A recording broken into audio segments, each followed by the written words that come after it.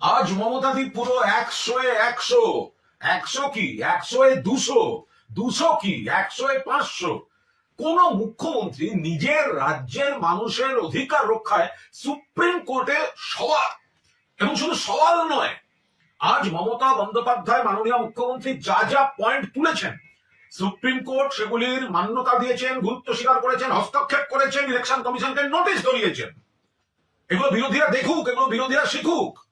যে যে পয়েন্ট মমতাদি বলেছেন, এবং ওই ঐতিহাসিক মুহূর্ত সুপ্রিম কোর্টের প্রধান বিচারপতির বেঞ্চের সামনে মমতা বন্দ্যোপাধ্যায় সওয়াল শেষ করে বলছেন, সেভ বেঙ্গল, সেভ ডেমোক্রেসি। ইতিহাস, ইতিহাস।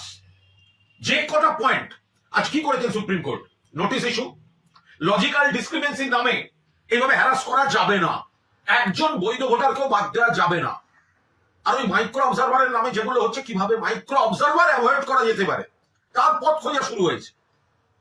মমতা বন্দ্যোপাধ্যায় তার দিকে যারা আইনজীবী ছিলেন তাদের বাইরেও নতুন পয়েন্ট যেভাবে দাপটের সঙ্গে আদালতকে পূর্ণ সম্মান দিয়ে এক্সপ্লেন করেছেন, এবং তিনি যে ঝড় তুলেছিলেন তাতে নাজেহাল লাগছিল ইলেকশন কমিশনের আইনজীবীদের। টাইম চাইলেন শেষে। আজ নৈতিক জয় পুরোপুরি মমতা বন্দ্যোপাধ্যায়ের জয়। যেহেতু আনুষ্ঠানিক মামলাটা এখনো শেষ হয়নি, বলা যাচ্ছে না, শব্দটা পুরোটাই আছে মমতাদির যা উদ্দেশ্য ছিল তাতে মান্যতা দিয়েছেন মহামান্য সুপ্রিম কোর্ট। ফলে পরিষ্কার কথা, ইতিহাস করে দিয়েছেন মমতাদি।